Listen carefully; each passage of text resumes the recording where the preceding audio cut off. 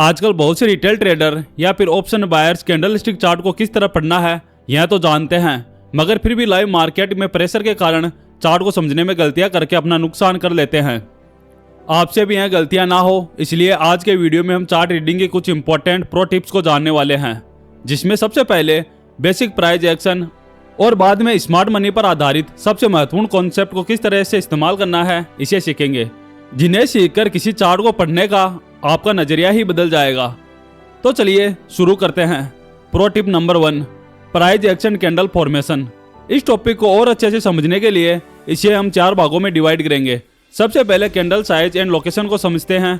यहाँ नीचे आपके सामने 4 चार्ट कंडीशंस है, जिसमें हर एक में मार्केट बुलिश मूव करके ऊपर बढ़ रहा है। यह चारों कंडीशन में मार्केट ने लगभग 100 पॉइंट्स का मूव किया है।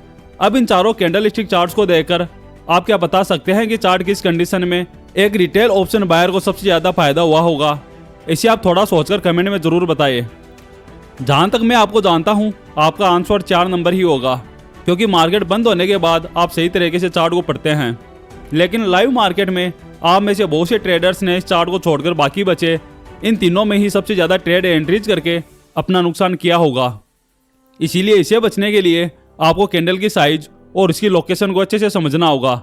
जैसे कि यहाँ इन दोनों चार्ट्स में कैंडल की साइज को अगर आप देखेंगे तो यहाँ लगातार बड़ी बड़ी कैंडल्स बन रही हैं, लेकिन एक कैंडल बनने के बाद उससे अगले वाले कैंडल की क्लोजिंग उसके अपोजिट डायरेक्शन में हो रही है, जिस कारण प्राइस एक जगह से दूसरी जगह जाने में ज्यादा समय ले रही है। उसी समय आखिरी के चार्ट में कैंडल्स एक के बाद एक लगातार एक दूसरे के ऊपर ओपन होने से यहाँ प्राइस कम समय में ज्यादा पॉइंट्स ऊपर बढ़ी है, जिससे यहाँ टिकटा टिके कम होने की वजह से एक ऑप्शन बायर को ज्यादा फायदा होता है। इसलिए चार्ट रीडिंग करते समय कैंडल्स की साइज के साथ उसकी लोकेशन भी देखना बहुत जरूरी होता है। अगर इस तरह से चार्ट पर कैंडल्स की साइज तो बड़ी है, मगर वह एक दूसरे के विपरीत दिशा में क्लोजिंग करती है, तो यहाँ ट्रेड करने से बचना चाहिए, क्योंकि यहाँ बायर्स और सेलर्स मार्केट की डायरेक्शन को लेकर कंफ्यूज में होने से यहाँ प्राइस में किसी भी एक डायरेक्शन में कोई भी मोमेंटम नहीं होता, जिस वजह से ऑप्शंस के प्रीमियम थीटा टिक्के के कारण बहुत जल्दी कम होते हैं और लगातार ऊपर नीचे फ्लक्चुएट होकर आपको स्टॉप लॉस हिट करने के चांसेस को भी बढ़ाते हैं। इसीलिए कैंडल की साइज और उसकी लोकेशन को जरूर से देखें।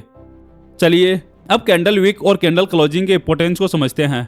यहाँ इस चार्ट में प्राइस नीचे से ऊपर बढ़ते हुए अपने प्रीवियस हाई को एक स्ट्रॉन्ग बुलिश कैंडल से ब्रेक करने की कोशिश करती है, जिसे देखते हुए बहुत से रिटेल ट्रेडर्स लॉन्ग ट्रेड में एंट्रीज करते हैं, मगर थोड़ी ही देर में कैंडल स्विंग हाई के नीचे जाकर क्लोज होती है।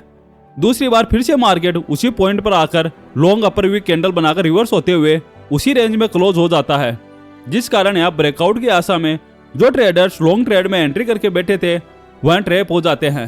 क्योंकि चार्ट पर आगे क्या होगा इससे ज्यादा चार्ट पर अभी क्या हो रहा है यह बहुत इंपॉर्टेंट है, क्योंकि मार्केट में आशावादी लोग ही सबसे ज्यादा नुकसान करवाते हैं।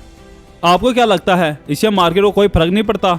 इसलिए आपको चार्ट पर क्या दिखता है इस पर आपको फोकस करना होगा। जब भी प्राइस एक पॉइंट से लगातार ऊपर बढ़ते हुए बिना रोके किसी इंपॉर्टेंट स्विंग को ब्रेक करती है, तो यहाँ नीचे जो बायर्स बाइंग करके बैठे हैं उनके द्वारा इस रीसेट स्विंग हाई के पास प्रॉफिट बुकिंग के कारण प्राइस के नीचे जाने की संभावना ज्यादा होती है। अब जब तक न्यू बायर्स यहाँ फ्रेश पोजीशंस नहीं बनाते, तब तक यहाँ ब्रेकआउट सस्टेन होने की संभावना बहुत ही कम होती है। साथ ही यहाँ कैंडल वीक की लंबाई को देखकर आप इस पॉइंट पर मार्केट में सेलर्स की मौजूदगी का अंदाजा भी लगा सकते हैं, क्योंकि जैसे ही मार्केट इस पॉइंट पर आता है तो प्राइस तुरंत रिवर्स हो जाती है। इसका मतलब यहाँ सेलर्स पहले से ही मौजूद है, जो मार्केट को यहाँ से ऊपर जाने नहीं देना चाहते। किसी भी कैंडल की वीक जितनी ज्यादा लंबी होगी उस साइड में उतना ही रिजेक्शन स्ट्रॉन्ग होता है। इसीलिए अगर चार्ट पर एक ही दिशा में बार बार रिजेक्शन कैंडल बनती है, तो जब तक प्राइस उस वीक हाई को ब्रेक करके उसके बाहर क्लोज नहीं होती, तब तक आपको ट्रेड एंट्री नहीं करनी चाहिए। लेकिन फिर भी बहुत से रिटेल ट्रेडर बिना कुछ सोचे समझे इस तरह के ब्रेकआउट और बार बार ट्रेड एंट्रीज करते हैं और अपने कैपिटल का बड़ा हिस्सा ब्रोकरेज में गवा देते हैं। यहाँ इस चार्ट में प्राइस तेजी से नीचे आने के बाद बार बार एक ही लेवल के पास आकर सपोर्ट ले रही है, जिस कारण यहाँ चार्ट पर लगभग एक जैसे लोज बन रहे हैं।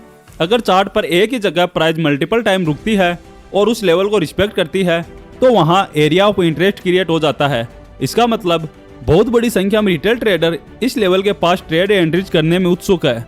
अगर प्राइस इस सपोर्ट को ब्रेक करने की कोशिश करती है, तो कुछ लोग यहाँ शॉर्ट ट्रेड में एंट्री करना पसंद करेंगे। तो वहीं अगर मार्केट इस ट्रेंड लाइन के ऊपर ब्रेक करता है, तो कुछ ट्रेडर यहाँ लॉन्ग ट्रेड में एंट्री करने की सोचेंगे, जिस वजह से यहाँ पर बिग इंस्टीट्यूशनल ट्रेडर आपको फंसाने के लिए फेक ब्रेकआउट चार्ट बनाने की संभावना ज्यादा होती है, क्योंकि एक रिटेल ट्रेडर के लिए यह लेवल साइकोलॉजिकली बहुत महत्वपूर्ण होने के कारण वो यहाँ एक्टिवली ट्रेड करता है। इसीलिए जब कभी भी चार्ट पर equal highs and lows, support and resistance level या फिर सप्लाई एंड डिमांड जोन्स बनते हैं तो यहाँ आपको संभल कर ट्रेड करना है। जब तक किसी दिशा में स्ट्रॉन्ग ब्रेकआउट करके प्राइस उसके ऊपर सस्टेन नहीं करती तब तक आपको ट्रेड एंट्रीज नहीं करनी है। चलिए अब किसी चार्ट को पढ़ने के लिए स्मार्ट मनी कॉन्सेप्ट के लिक्विडिटी और इंड्यूसमेंट का क्या महत्व है यह जानते हैं। इस चार्ट में प्राइस हायर लेवल से नीचे गिरने के बाद लोअर लेवल्स पर रुककर एक सपोर्ट क्रिएट करने की कोशिश करती है। अब क्योंकि प्राइस बार बार एक ही एरिया से सपोर्ट लेकर ऊपर जाने की कोशिश कर रही है, इसीलिए यहाँ एरिया ऑफ इंटरेस्ट बन जाता है। इसीलिए यहाँ ऊपर और नीचे दोनों तरफ एक रेंज बनाकर रिटेल ट्रेडर इस रेंज का ब्रेकआउट होने का इंतजार करते हैं। थोड़ी ही देर में एक स्ट्रॉन्ग ग्रीन बुलिश कैंडल इस रेंज को ऊपर की साइड ब्रेक कर देती है, जिसे देखकर बहुत से रिटेल ट्रेडर यहाँ लॉन्ग ट्रेड में एंट्री करते हैं। लेकिन कुछ ही देर में प्राइस नीचे गिरते हुए इनके स्टॉप लॉस का आकर सपोर्ट को ब्रेक करते हुए और नीचे चली जाती है, जिससे शॉर्ट और लॉन्ग दोनों साइड में ट्रेड एंट्री करने वाले रिटेल ट्रेडर का नुकसान हो जाता है। लेकिन वहीं अगर इस चार्ट को स्मार्ट मनी कंसेप्ट के नजरिए से समझे तो आप इस ट्रैप में फंसने से बच सकते थे। सबसे पहले जब प्राइस नीचे आकर एक जगह थोड़ा रुककर फिर से अपनी बेरिश जर्नी को स्टार्ट करती है तो यहाँ ऊपर जिन्हें शॉर्ट ट्रेड में एंट्री करने का मौका नहीं मिला वह ट्रेडर्स यहाँ शॉर्ट पोजीशन बनाते हैं, जिससे इस लेवल के पास उनके स्टॉप लॉस के जरिए लिक्विडिटी एरिया क्रिएट होता है। साथ ही जब प्राइस नीचे एक लेवल पर बार बार रुकते हुए सपोर्ट लेती है तो यहाँ रिटेल बायर्स इस सपोर्ट के नीचे स्टॉप लॉस लगाकर ब्रेकआउट का इंतजार करते हैं। अब यहाँ चार्ट पर ऊपर और नीचे दोनों तरफ रिटेल ट्रेडर्स की लिक्विडिटी मौजूद है, जो मार्केट में एक फ्यूल की तरह काम करती है। अब क्योंकि यहाँ प्राइस ने 2-3 बार सपोर्ट से ऊपर निकलने की कोशिश की है, इसीलिए यहाँ बायर्स बड़ी संख्या में इस लेवल पर ऐड हुए हैं, जिस कारण यहाँ लिक्विडिटी बड़ी संख्या में मौजूद है। इस लिक्विडिटी को ग्रैब करने के लिए बिग इंस्टीट्यूशंस सबसे पहले ऊपर की तरफ इंड्यूसमेंट क्रिएट करने के लिए ब्रेकआउट कैंडल बनाते हैं, जिसे देखकर और नए बायर्स अपनी लॉन्ग पोजीशन बनाने के लिए अपने स्टॉप लॉस सपोर्ट एरिया के पास प्लेस करते हैं, जिससे यहाँ और भी लिक्विडिटी जनरेट होने की वजह से मार्केट ऊपर की लिक्विडिटी को स्वीप करने के बाद नीचे की लिक्विडिटी को ग्रैब करते हुए सीधे नीचे गिर जाता है। इसीलिए आपको लिक्विडिटी स्वीप और लिक्विडिटी रन को सीखना होगा। चलिए अब RSI इंडिकेटर की मदद से आप किसी चार्ट को कैसे पढ़ सकते हैं यह जानते हैं। यह निफ्टी 50 का 18 फरवरी का 5 मिनट टाइम फ्रेम का चार्ट है, जहां मार्केट में प्राइस लोअर लोज बनाते हुए लगातार नीचे गिर रही है, लेकिन एक समय के बाद मार्केट रिवर्स होकर सीधे ऊपर निकल जाता है। अब अगर इस तरह के रिवर्सल को आपको पकड़ना है तो आप यहाँ स्मार्ट मनी के साथ RSI इंडिकेटर की भी मदद ले सकते हैं। जैसे कि अगर इस चार्ट में आप RSI को लगाकर देखेंगे तो यहाँ प्राइस तो लोअर लोज बना रही है, लेकिन इस स्विंग लो के पास RSI इंडिकेटर में हायर लो बन रहे हैं। इसका मतलब यहाँ प्राइस और RSI इंडिकेटर के बिहेवियर में चेंज हुआ है, जिसे हम ट्रेडिंग की भाषा में डाइवर्जेंस कहते हैं।